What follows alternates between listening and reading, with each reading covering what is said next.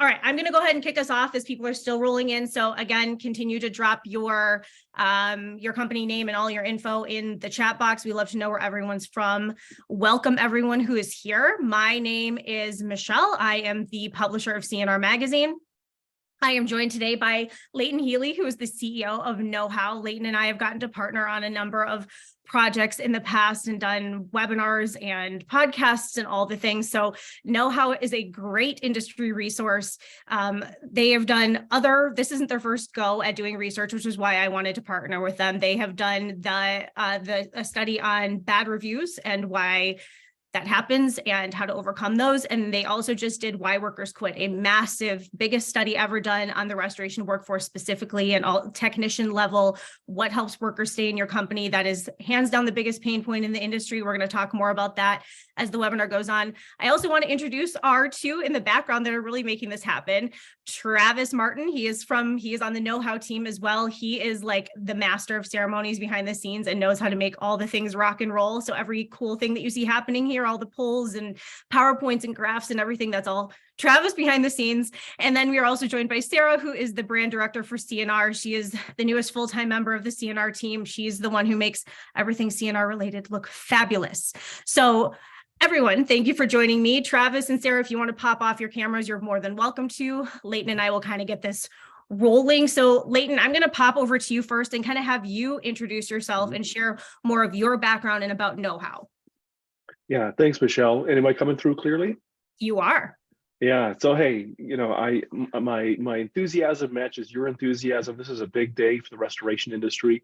My name is Leighton. I have the privilege of being the CEO of KnowHow. We are the leading solution for restoration companies to be able to standardize their operations, to be able to clarify how they get staff to be able to operate according to the way they want things done, from onboarding to standardized training, to really equipping that worker with just-in-time access to, this is how you do every element of your job. It's a big aspect. We're a very skill-based industry.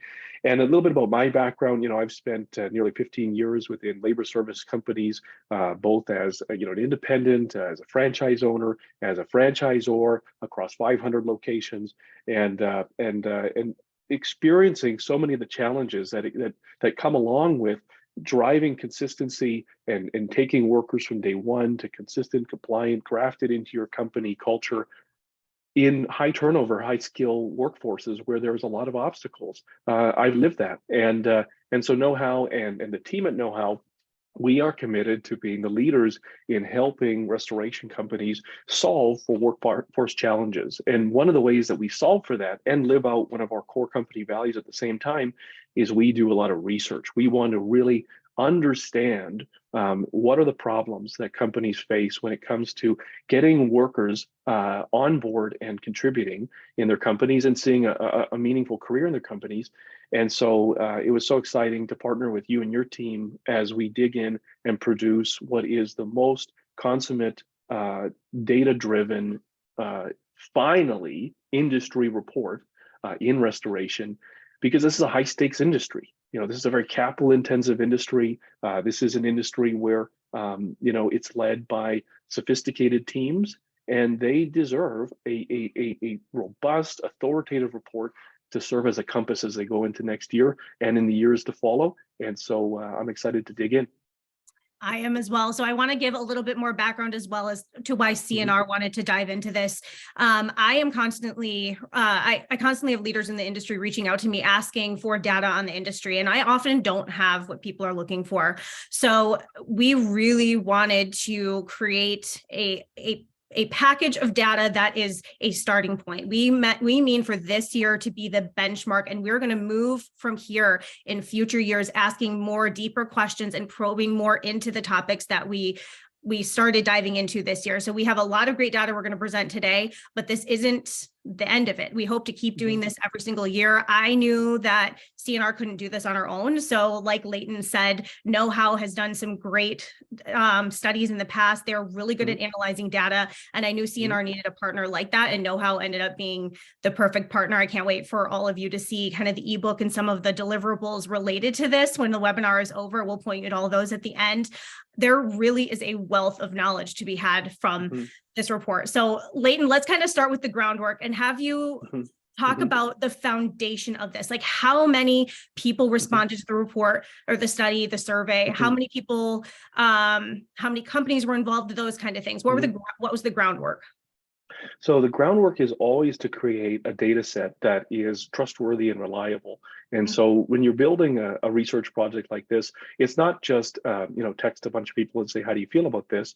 It really comes down to designing a report that's going to not only in the crafting of the questions, but also just in the data set in terms of how much regional representation you have. Who are we targeting to respond to this? Are we just trying to get 19 people in the same company, or are we trying to get specific roles in companies that have that, that purview of kind of how everything fits in their company? In the case of our last industry study, Why Workers Quit, that was really just hundreds and hundreds of individuals across every role across the industry. In this one, we were looking for a very particular representative, a decision maker who understands the priorities of the companies, who understands the financial realities of the company today and tomorrow, and we wanted to make sure we had representation from as many U.S. states and as many Canadian provinces and territories as we could, and we achieved that with with nearly 150 executives across nearly 150 firms across independents and franchises, and so we had significant representation there, and so by all accounts and purposes, this is a meaningful data set. We can hang our hat on the claims that we're making, and what I'll say is that one of the things that is kind of an advantage of us being a software company is that we have a lot of engineering and kind of data analysis horsepower, and so for us to bring a lot of that, and it's not just what did everybody say to the survey question, we're able to bring what we call correlational research to this. So if you have this company, if you have this data set of companies who are planning to say accelerate revenue growth in next year, but then what percentage of them are also seeing turnover issues, or where are they also seeing challenges with TPA work? And really, I think the real magic is in the correlational research that we're able to do, and so it's time consuming, but the result for our customers is that we can continue to commit to be the leaders in the champions in workforce. For our internal team, it gives us the instructions of how we can craft solutions to solve real problems, real business problems. And for the market, I think that that the byproduct is reliable data that has been brought together in a professional manner.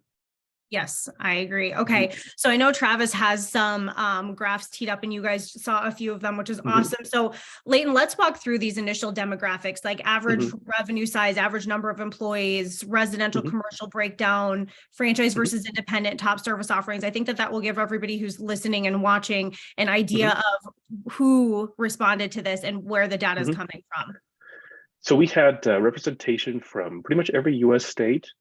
We had participation from every Canadian province, and so you are seeing, a large kind of bulk there. It says others, and there are 50 U.S. states, and there are a collection of Canadian provinces and territories. And so rather than having essentially like 62 little mini slivers of the pie graph, we said, well, where are we seeing the dominant participation here? And no surprise, we see Northeast representation, Midwest representation from the South, representation from the West Coast, and so this was really exciting to see. In addition, in terms of company size, this is not just data from a few massive independents who are really doing some big wave things. What we're seeing is representation from companies that range from as low as $1 million of revenue up to companies that do well over $100 million of revenue, and we also saw a good mix of independents versus franchise operators.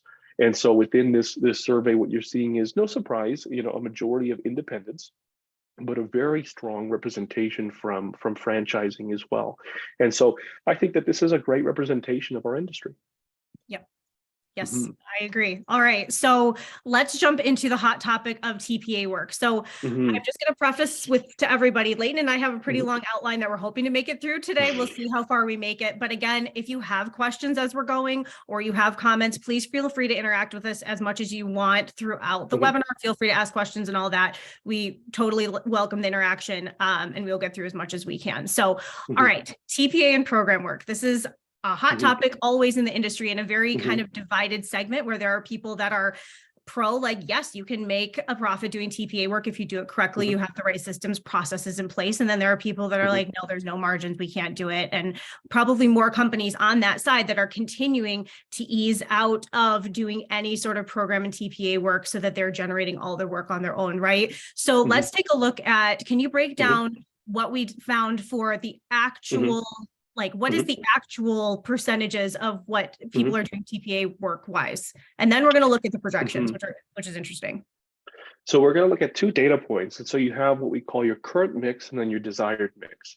And your current mix is what's the representation of TPA work, third-party administrator derived work, within work that that you did currently within this calendar year. And so here what you're seeing is, again, it varies widely, but by and large, what you're seeing is you're seeing that it is not the dominant wedge of most restoration companies. You know, by and large, we're looking at it representing under 30% of their revenue, and for some companies, it represents not at all. Now, interestingly, there is a wedge of people where it represents as much as half of their revenues. What I think is really compelling is when you ask them if you could engineer things to reflect the way you'd like it to be, the mix that it would like to be, what happens? And what happens next is, I think, really surprising, is that well, over 50% of respondents would say, I would actually like, if possible, to not have any TPA work as part of my mix. And if you include the sliver of individuals saying, well, as long as it doesn't represent more than 10%, you're up to 60%. Up to 60% of restorers would prefer essentially to have little to no TPA work represented there. So what does this mean? Well, I think it means 2 things. I think the first thing it means is, no question, is that, as we saw in other areas of the research, increasingly companies are really oriented towards moving deeper into commercial work. And we're seeing a lot of movement there. The other thing that we're seeing is that some companies that are very open to TPA work, there's an opportunity for them to take on even more TPA work as companies begin to shuffle their revenue stack. I think one thing that's meaningful is that, for companies that understand how to get around the administrative challenges of TPA work, there's an opportunity for them to really build a bit of a moat around their company. As companies that, as a company shifts its focus off TPA, some of the administrative rigor it changes, and then to be able to go back and shift your culture back to that, I think, is complicated. And so once you kind of move away from TPA work, it really shifts your culture. And I think for those companies that embrace TPA work, again, it comes along with everything it comes along with. But again, I think there is a deepening defense option there. So it's interesting, and I think it'll create a lot of conversation. And I think ultimately, hopefully, this data is received by the TPAs, as we do need to think about how do we listen to some of the friction points that we're seeing in the marketplace, and how do we improve some of our offerings. Yes. Okay. So we did have a couple of questions. So Eric, I apologize for not explaining it better at the beginning, but TPA stands for third-party administrator. So you're talking about the programs like Contractor Connection, Alacrity, Sedgwick, Code Blue, those kind of programs that are the in-between between the carrier and the restorer that are helping they're sending jobs out to restoration companies. They're the middleman, essentially, to restoration work, is what a TPA is. And if I can add to that really briefly, is that you're seeing these large insurance companies who hold the claims from homeowners, and increasingly they're becoming more oriented towards being, blue chip investment firms. And the idea of them managing their own claims is becoming less common. And so they're relying on a third party to be able to handle and manage that claim, as they, as an insurance company, become more and more oriented to a financial institution. Yes.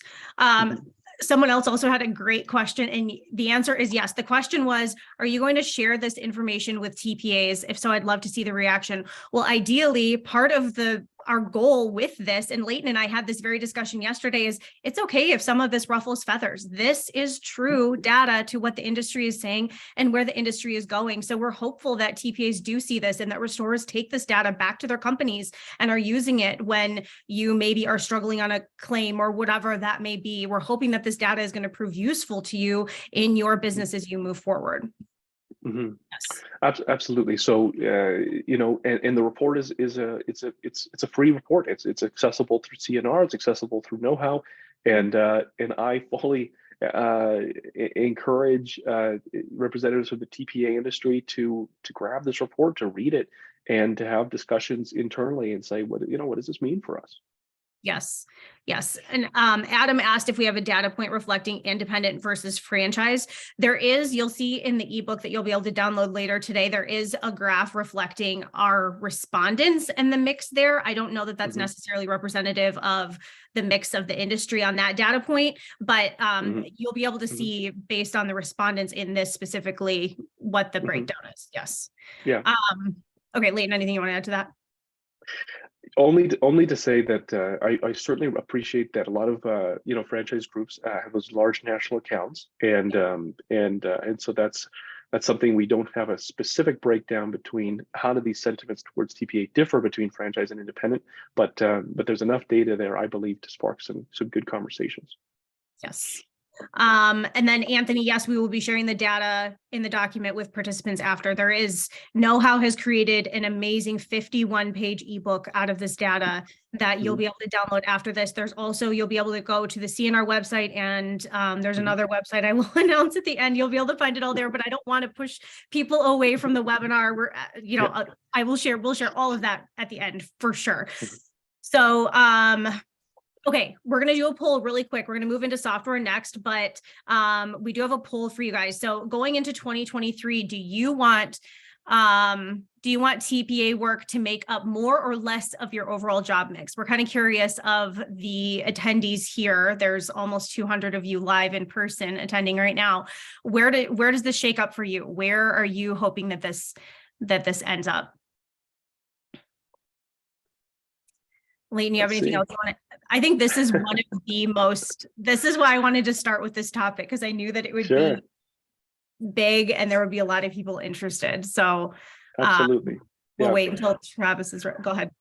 Well, while we're waiting, I think that here's some challenges to management teams. Evaluate, the administrative capacity of your organization. Really, so much of whether or not you embrace TPA as a big part of your organization is, do you have a culture in your workplace that is really oriented towards administrative precision, or are you not? Just be honest about it. And because there's definitely a factor there. Also, in your assessment of TPA work, you have to understand that if you shift away from TPA work, to really understand the true cost of that shift, you have to factor in the marketing investment to be able to supplement stepping away from that. People will often complain about the margins that TPA eat into, but make no mistake, you have to factor in the marketing aspect there. And so, no question, it would seem that the sentiments of the industry is largely to lessen the amount of TPA representation. But make no mistake, there's where there is a shift, there is an opportunity left behind in that wake, and no question, that's what we want to come through today. Perfect. All right. So Travis is ready to launch the results, and I don't know that these are going to be surprising to anybody. So 80% of you would like less TPA work in 2023. Only 14% are saying more, and then 6% not sure. And so that's 19% higher than what we're predicting. Our prediction is that 61% are saying they'd like less, and here what we're seeing is that 80% would like less. And so perhaps perhaps our claims are even more modest than they are. Yes. Perhaps. All right. So let's move into software and technology. I want to keep us moving as much as possible. So as everybody's kind of putting your hat on and thinking about what software you use in your company, Leighton, let's have you walk through what the industry is really using. I don't know that some of this is not surprising as what the leader platforms are, but it might be surprising. We have some information about what restores are using that maybe is technology you've not heard of before or aren't familiar with. So go ahead, Leighton, let's dive into technology. So in technology, the first thing is around return on investment. So we should talk about that. We should also talk about what does the industry see as some of the must-have tools in your digital tool belt, let's call it. And then also let's make gripes about it. Technology adoption and the challenges to essentially get the workforce to use tools properly at the right time in the right way. is front of mind for restorers. And so in terms of just pure return on investment, the strongest representative was Matterport. So bravo to Matterport and DocuSketch, two products that are really leaders in the visualization software. We also see great representation from job management tools, PSA and Dash, two titans in our industry. And so no surprise, those core central systems are very popular.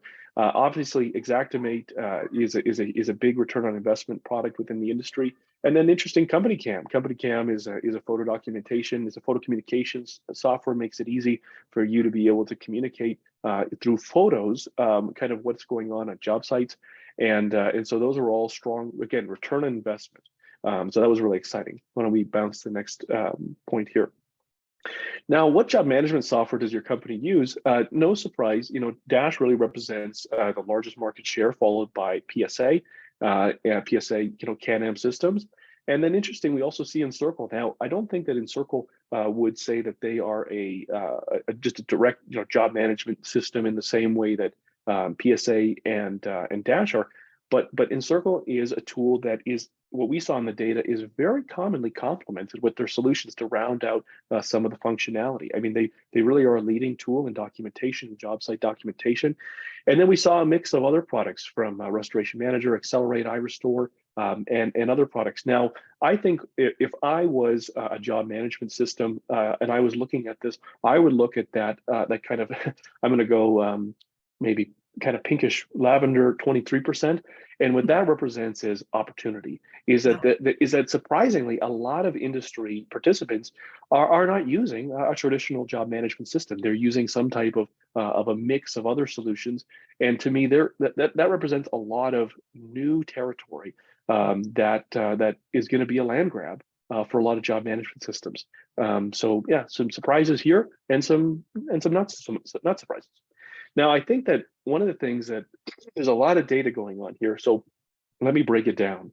When you ask restorers, like, what are the tools that are kind of those must-have tools? No doubt, it starts with visualization software. It's very popular. Matterport, DocuSketch, Hover, all very popular visualization softwares. Ask Amy. Amy is a tool that people are mixing into their product mix.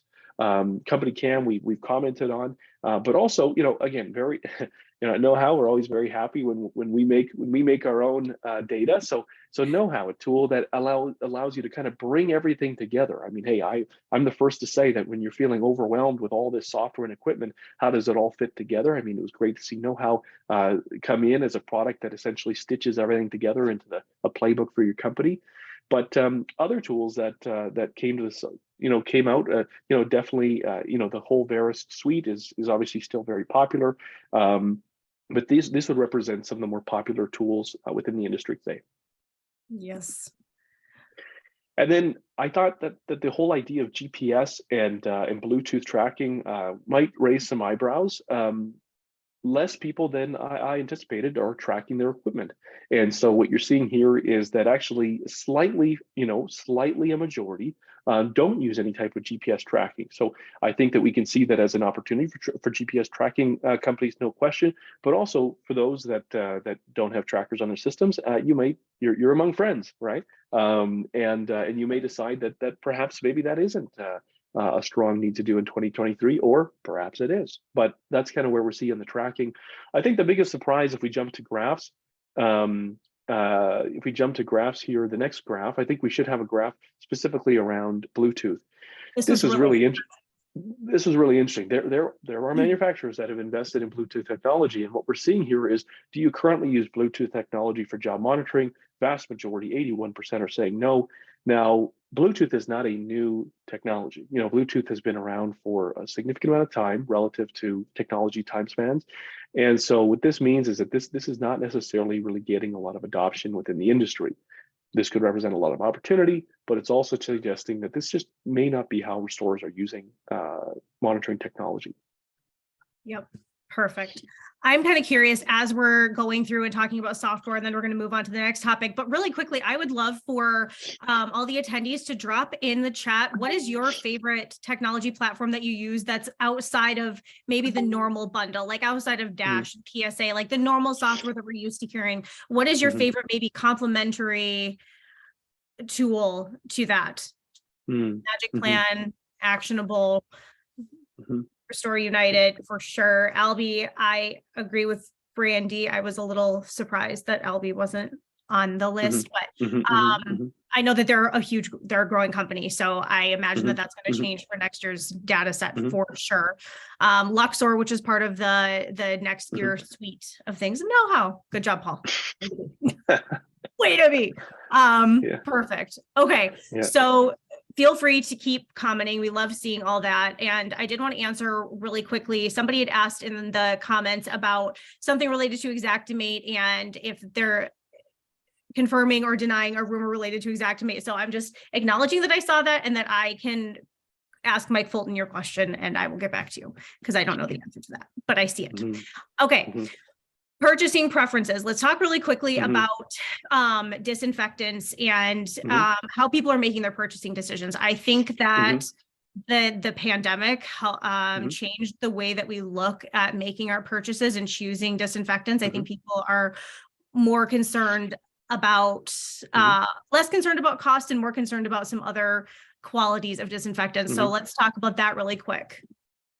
Absolutely. I mean, no question. The marketplace really said we, even if we can't make the claim that we're disinfecting the workplace, we're cleaning it, we're COVID cleaning it. I appreciate that, the liability aspects there, but no question, there was a lot more interest in people saying, will this kill? Will this kill stuff? And so the world of disinfectants became big business. It was already big business, but it became bigger business, right? And so the question ultimately is, when an entire industry is gobbling up a product at rates that are unseen in the industry, what do they care about? Like when they're making purchases, it'd be no different than random information, but I was told that there's a bit of a turkey crisis. You're not gonna have turkeys. Exactly. I don't know. Turkey crisis. Well, I didn't know there was such a thing, but it makes sense. And so we're going into the holidays, a significant amount of the population buying turkeys. And so at the end of the day, it's when you have maybe 85% of a consumer base purchasing one product, it makes sense to say, what do they care about? What do they look for? The percentage of butter in this thing, whatever it is, and within disinfectants, what we're seeing really interestingly enough is that the most important factor when we're making these purchases is efficacy. I think that's what we all wanted to come out on top. I think that was really interesting. And next to that, what we're also seeing is, in terms of price points, where does price point stack up? And so important, price point is an important factor, but with only 10% saying it's the number one thing that I look for when I'm buying a disinfectant. And I think as a homeowner, I like that wasn't the number one thing. Why don't we jump to the next one? The next thing is also the chemical makeup and footprint. So what's in it, right? What's in it? That's a very good sustainable question as well. But also, what kind of footprint are we seeing? So what kind of spread rates? And so it's good to see that was important as well. Ease of use, again, application of these products. Is this something that my workforce are going to need, like ventilators that keep them from dying, or is this a relatively friendly product for my users, for my customers and my staff to interact with? And so it's good to see that is important. But it wasn't the most important. And so the most important was, of course, I think if we jump to the next one, is efficacy. So this was really important, the ability for to pass the swab test and for us to know that we are, in fact, delivering a product that is disinfecting the environment. Is something that still matters to restorers in a big way. And I think it's important that they communicate this to the manufacturers, they communicate this to the market, that this is an industry that truly care about the effectiveness of these products, to make sure that when the crew leaves, that they have done the job well. And I think that speaks to the integrity in this workforce. Yes. All right. Okay, let's jump into industry trends, because this is another fun kind of section here we're going to dive into, and we're diving into probably Leighton's favorite topic. We're going to talk about the workforce. That is obviously the number one pain point that everyone's facing. I think that it's maybe easing up a little bit. It feels like it's easing up a little bit for people, but still not a lot. It's still not easy to go out and hire people right now. So Leighton, let's have you just start diving into this data and where you want to start. And so specifically, let's talk about workforce. So no question, when you ask restorers what keeps them up at night and where they also plan to be making investments, it's in workforce. It's around the ability to sustainably attract, retain, skill up, and to be able to retain their workforces. So I think the questions that come up is what are some of the big challenges, and so hiring remains the biggest challenge front of mind for restorers in this industry. Will I be able to sustainably, be able to match the workforce to the work that's coming in? I've said this before. We said this in our last study, is that this industry is not work restrained; it's worker restrained. And I think that'll continue to be the dynamic going forward. As you look at enrollment rates in technical schools, there's not a lot of young people coming off farms nowadays, and a lot of people are. I don't think that they're embracing migrant workers as quickly as they could in this industry. And so again, that's what we're seeing.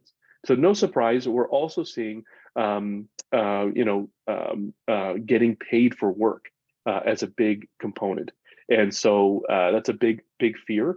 But specifically in the area of workforce, retention and hiring are huge things. And so let's talk about next year's plans. And so the vast majority of restorers in this industry, over 76%, are anticipating the workforce is going to grow over the next 12 months. And so what that means is, is there a recession? Is there not a recession? Who knows? What we do know is that restorers are going to be hiring, and a lot of them are going to be hiring. And so what roles are they going to be hiring for? I think that's very important. And so here's what we see. We see so much data. A data analyst says word cloud time. And so what we're looking here is we're seeing people hiring for estimators, technicians, general managers, business development, carpenters, right? In-house carpenters. Are you subbing it out? Some people are hiring in-house project managers, right? And ultimately what we're looking at here is we're looking at roles that are going to start to really flood the job boards. And so, if there's roles that you're hiring for, understand that it's going to continue to be a competitive marketplace for these particular roles. And we go into a little more detail within the report. Why don't we jump ahead here? Now, another question is, is really around the question of how fast can you get workers up to speed? And day one to competent, compliant, and productive is, hey, we're obsessed about that in KnowHow. And so how do people think about that? And interestingly enough, especially when you look at estimators, what you're seeing is that by and large, it's taking companies 2 months, if not more, to be able to get that new hire up to speed. There's some robust software. This is a complicated, this is a complicated industry. But by and large, programs are producing estimators in about 2 months. Similarly, around project managers, critical role. What we're seeing is more and more people move into commercial work, more and more people move into reconstruction work, and more you need really competent project managers. No surprise here as well. What you're seeing is this role, by and large, is taking more than 8 weeks to be able to provide to get this person skilled up. You hire a project manager. It's a key hire for this year, and then I'm not really going to have that person productive and compliant if I hire them December 2nd. That's a Monday. January 2nd, 2023, it's going to take me, I'm really not going to have that person rock and rolling until the first part of March. Can we accelerate that? That's big business right now, right? What about water technicians? Again, it won't surprise anyone, the dominant service offered in the industry, over 50%, is water mitigation. And so that classic critical linchpin water technician role, it's a mix. What you're seeing anywhere between 2 to 8 weeks to bring that person up to speed. And again, for such a critical role, we're not really seeing anyone that is knocking it out of the park in a week's time. And maybe you can, maybe you can't. Maybe you've got a flood house in your backyard. But at the end of the day, what we're seeing is that that the companies, by and large, are looking at least at minimum a month plus to be able to get these people up to speed. Now, tenure is a hot topic, right? And the question is always, how long are people staying? Now, I think we all have stories of people that quit day 2. So what we're looking at is, what we're looking at here, is regrettable turnover. Regrettable turnover. That's a very important qualifier in the world of workforce. And so in the world of regrettable turnover, what we're seeing is that technician tenure is actually a little bit higher than we were anticipating. And this is good. This is good news for the industry. And so what we're seeing is that the majority of individuals are seeing that technicians are actually sticking around for as many as 3 years.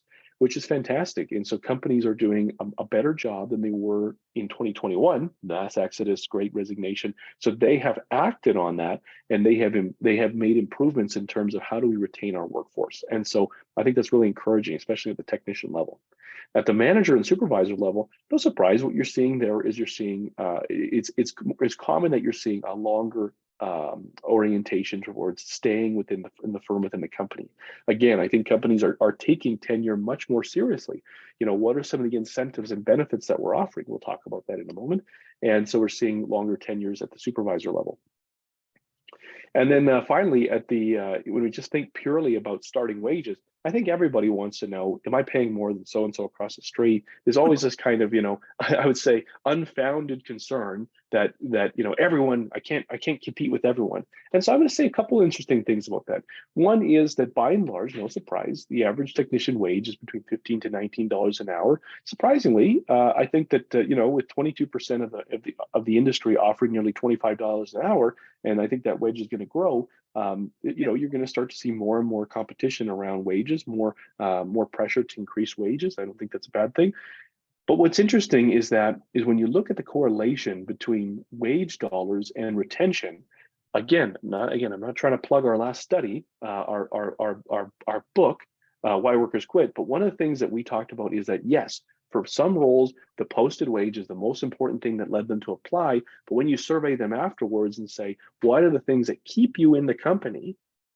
Wage falls to number 5, right? And so I think that's what we're seeing as well within this data. So what's your average so we're jumping into benefits. I'm a big believer in finding ways to add perks to your jobs or to your workforce. It's not gimmicky, it's a real deal. I want to give a shout out. There was a ServPro location. I just had to give them a shout out. I hadn't seen it before. I got to give them a shout out. They rolled the Red Wing boot supplier into their warehouse, and everyone got brand new boots, and they got to choose their boots. Again, it's a perk. It's awesome. It works it works, and you know, that worker to slip into a new pair of boots is a great perk. So what are some of the unique benefits that companies are offering? Culture. Again, it's a bit of a nebulous term. What the hell on earth do we mean by culture? But at the end of the day, most companies said that what we offer our staff, the number one thing is we offer a unique culture. I'm a big culture believer, but the question is always what do you tangibly mean by culture? And I've said this before, and I'll say again, is that you have to make your culture as visually clear as a hotel in Mexico trying to advertise you on TripAdvisor, right? Show me what your culture looks like. Show me what the pool looks like. You know, I'm not saying get a swimming pool, but I'm saying, like, show me what your barbecues look like. Show me what your lunchroom looks like. Show me what your teams look like. Show me, you know, don't just show me how many bands you have in your empire, right? Show me what it looks like to be part of your team, and that really matters to applicants today. What are some other key benefits? Bonus programs is very popular. You know, just really quickly, other kind of benefits that were very popular is the ability to bring in health insurance. The ability to be flexible. I think that what we all are kind of grappling with is how do we handle work from home policies here within the industry. You can see there, it barely even made the graph of people that are offering work from home. So again, this isn't a graph of what do workers want. This is a graph of what companies are currently offering. And so what you see at the tail end of this graph are things that are very low. Again, those are things that aren't being offered. So if you think there's an opportunity there, that's an opportunity to differentiate, right? So let's jump ahead. Now, again, a lot of data came in around, you know, what can the restoration do to appeal to young workers? And so I'll just, again, I think that this alone could be a webinar in itself. No question, whether you look at the statistics from labor bureaus and departments and whatnot, you're seeing a bit of a crisis around encouraging young people to come into the trades, into labor.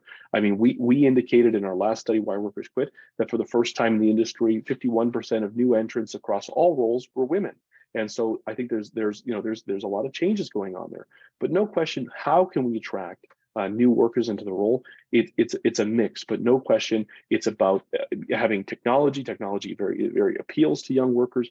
It's about being able to offer a reasonable wage. And I think a big thing, especially that workers are looking for today, is show me. If I give you a year of my life, if I give you 2 years of my life, what am I going to have in my skill tool belt a year from now, 2 years from now that I don't have now. And an ability for a company to be able to communicate either by putting an app in front of them or by showing them on a chart, this is our ladder, this is our staircase of how we're going to develop you and put a whole bunch of life skills in your tool belt. Super important. It's super important. So something else that I want to bring up on this topic, and then we're going to move into the topic of getting paid, which will be another buzzy one, I think. But I also want to talk about, on that word graph, you also saw on there a career path. And I was a recruiter in this industry for 4 years, and I spoke to a lot of candidates who said, and obviously it's each candidate has a different story and you have to take some of it with a grain of salt, whatever that may be. But I know that in the restoration industry, we can get really caught in the fast pace of things and needing to get to the next job, and we can lose track of maybe how long somebody has been with us, or maybe somebody internally could be promoted into that project manager position or that estimator position or that operations position. They might be an amazing technician and you don't want to lose them in that role, but could they fit in something else? Like, did you promise them a career path when you hired them on? Don't forget about the importance of keeping those kind of promises and having those kind of conversations with your technicians, your lead techs, your PMs, whoever that may be, to help them if they really want a career in this. Make sure that you're helping foster that growth as much as you can. So, big time. And I can appreciate the daunting orientation of, I've got so many things going on, Michelle, like how am I supposed to spell out this person's career path? And there is a bit of an antiquated perspective where people say like, hey, I'm not a career counselor, like figure out your own career. The fact of the matter is that things are quite abstract right now in the industry, and a lot of young people coming in aren't exactly sure. They don't see a clear path to like, how do you build a career within the trades, within labor services? Is this just kind of where I make some money before I get a real job?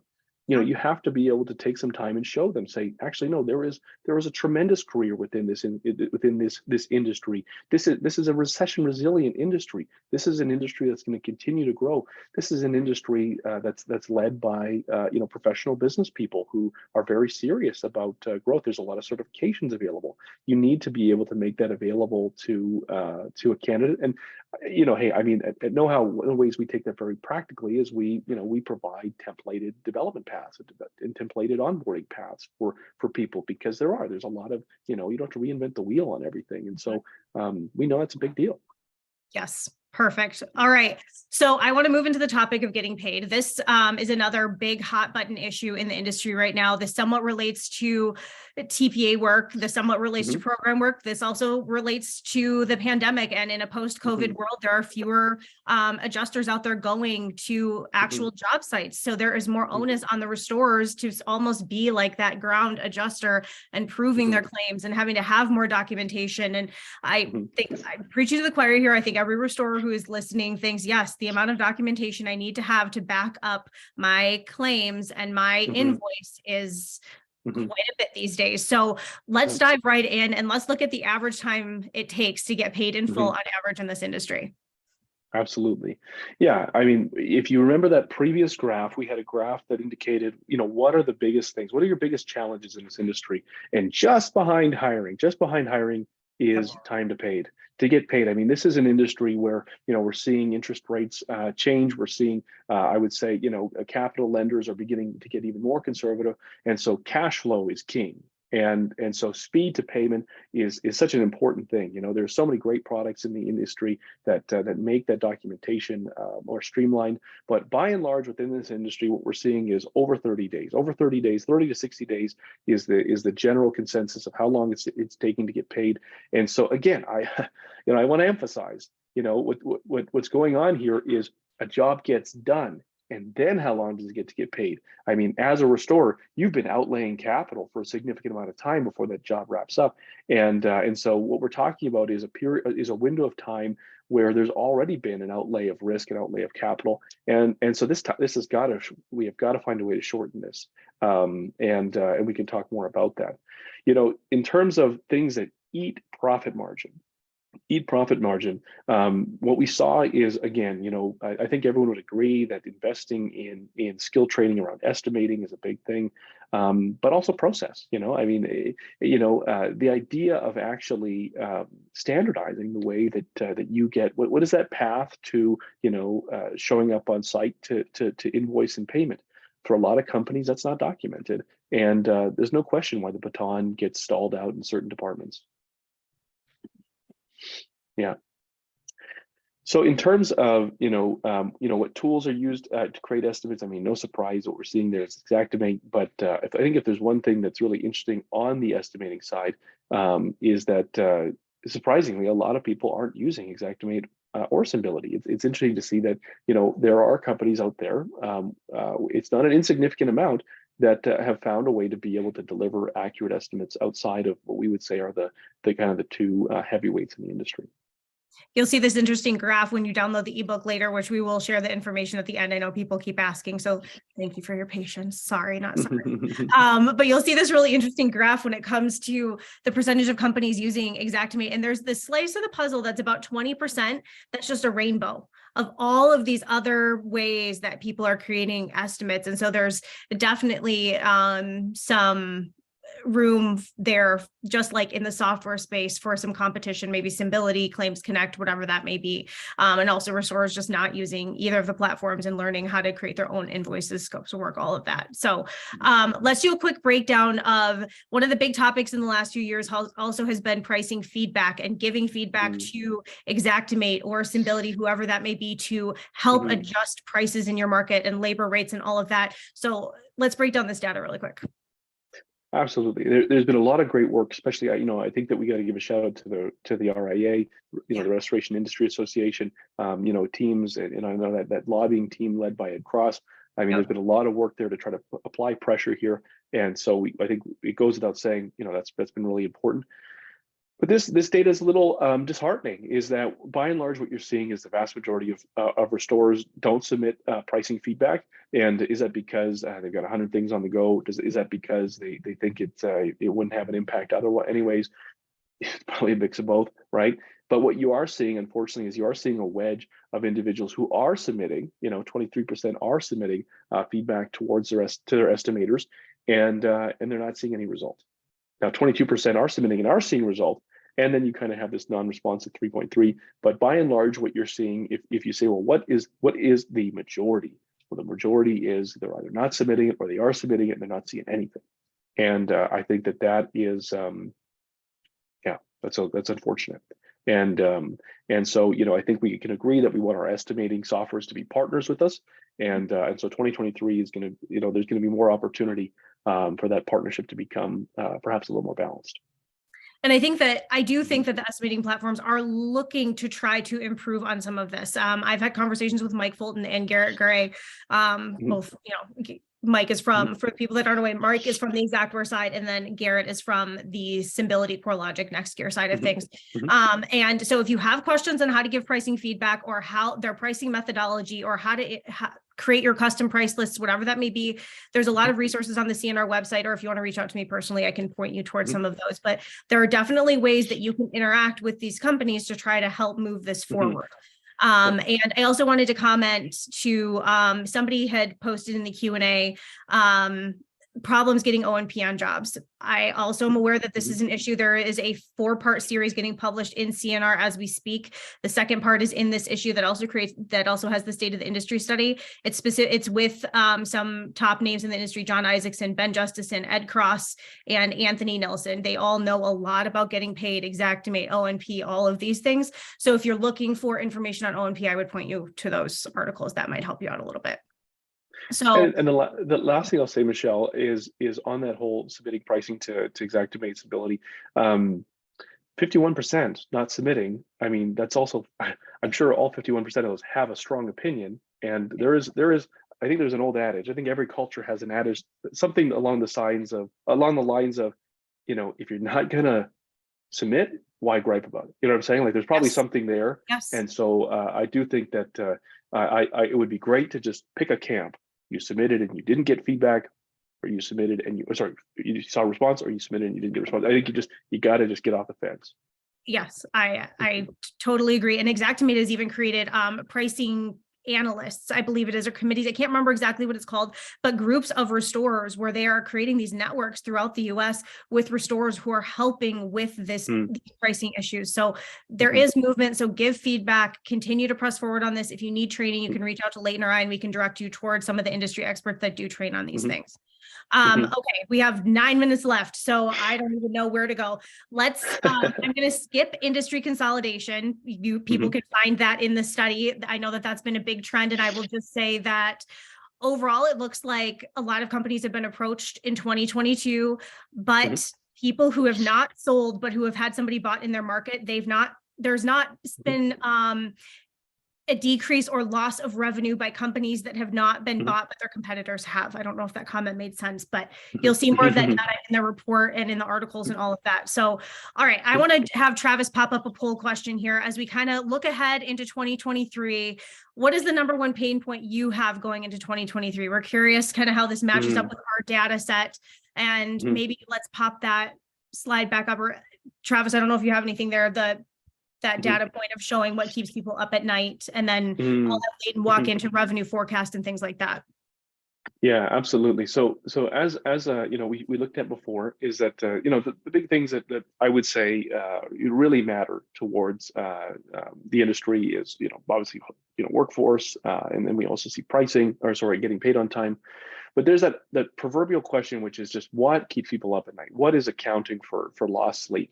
And here what you're seeing is no question, cash flow, insurance companies dealing with those carriers, staffing issues, maybe a subcontractor that's giving you grief, really worrying about your profit margins, or the ability and skills of your team, just the ability for you to wake up and simply and just know that is anybody else not going to show up today? To be able to show up to a job site that's already overdue over time, and to say, get a text message from your PM and say, yeah, you know what, so and so didn't show up today. Those things are causing people in this industry to lose sleep, and there's a whole bunch of of stress that's coming off this. And so I'm sure everybody on this webinar can relate to one of these words, that it's really glaring and standing out to them. Yep. So Travis will probably pop up the results here, but it matches exactly what we found in the study. It's almost, hiring and retention and getting paid on time. Those are hands down the biggest pain points. Really not a surprise there. So hopefully some of the data and information in this report is going to help you as you move forward. All right, so let's jump into, we've got a few minutes left. If anybody has questions, you can pop them into the Q&A or the chat. We'll try to get to a few at the end. Also don't want to keep you super late. So let's look at, so there haven't been a whole lot of big weather events this year other than Hurricane Ian, but that is not stopping our industry from growing and continuing hiring, revenue, all of those points. So let's, Leighton, as we wrap it up, let's dive into the data of what restorers are predicting for 2023. Yeah, absolutely. And I think where we can really lean in on that is, where are they making predictions around revenue? Where are they making predictions around service mix? Where are they making predictions around planned investments? And so in the time we have, let me try to be as specific as possible. And so going back, what we're seeing is that by and large, the majority of companies are planning next year to be a growth year. I think everybody wants next year to be a get off the ropes year and let's get back to growth. Now, what does that mean? Well, it means that, it's where are they growing? Well, where are they growing is that the majority of restorers are planning to make more concerted entrance into commercial work.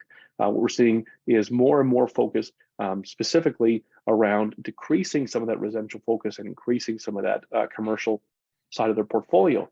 And so I think we all know what that means is there's a lot of relationship building that's going to start happening in January. There's a lot of, in a sense, I would say, longer sales timelines.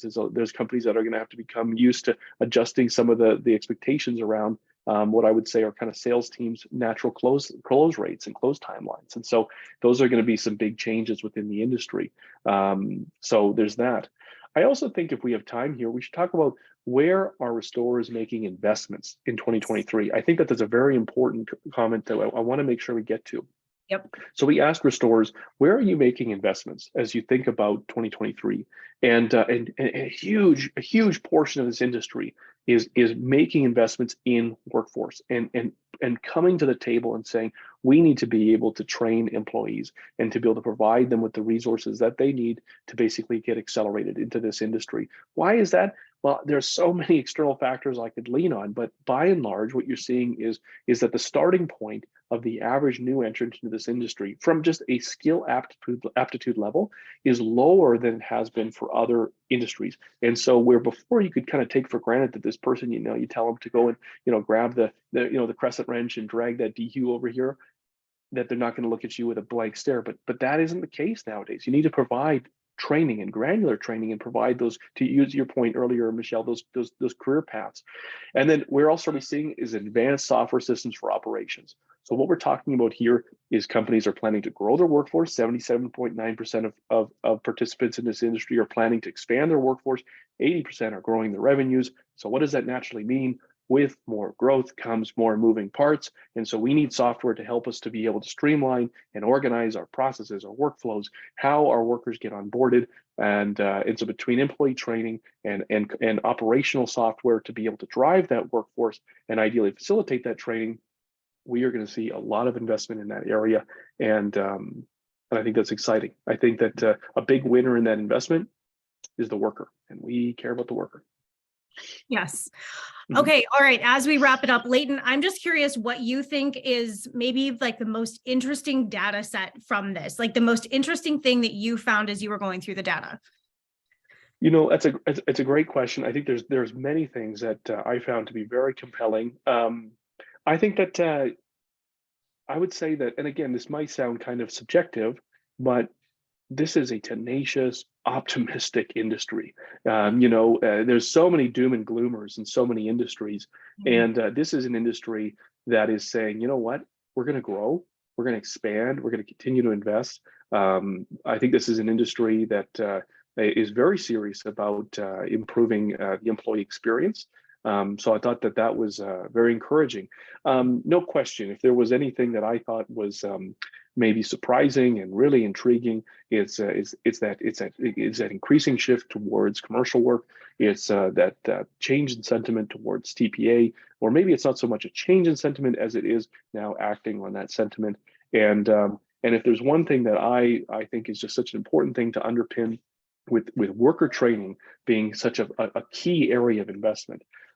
If I can just give one nugget of experiential wisdom as someone who was part of a team that spent hundreds of thousands of dollars in developing training years ago for a massive franchise system, all the way to today developing cutting edge resources for that, is when you invest in your workforce, you have to ask yourself, how does that 19-year-old worker interact with knowledge today when they're outside of work? And so as you make those investments, don't come at it from the vantage point of what I would like it to be like for me, as a 52-year-old, owner operator of a restoration firm, but for me to say, how do the incoming workforce want to interact with technology? How do they want to interact with knowledge? How do they want to be able to be trained and supported? And you've got to learn to kind of orient your cues around strong consumer preferences that are having a big impact on this workforce. That's what I would say. Perfect. All right. Well, I want to get everyone out on time. So thank you to everyone who joined us.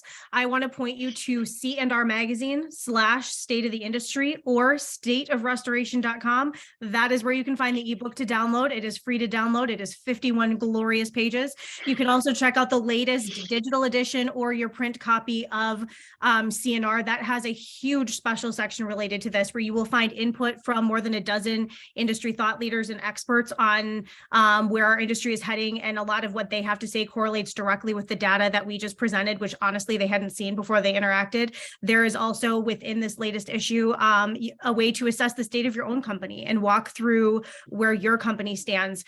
Leighton also does a deep dive on the workforce, and there's some other great stuff in there. There's also some podcasts you can listen to. This webinar will be available on demand, hopefully by later today, if not by tomorrow. So you can share this with your teams. Please share.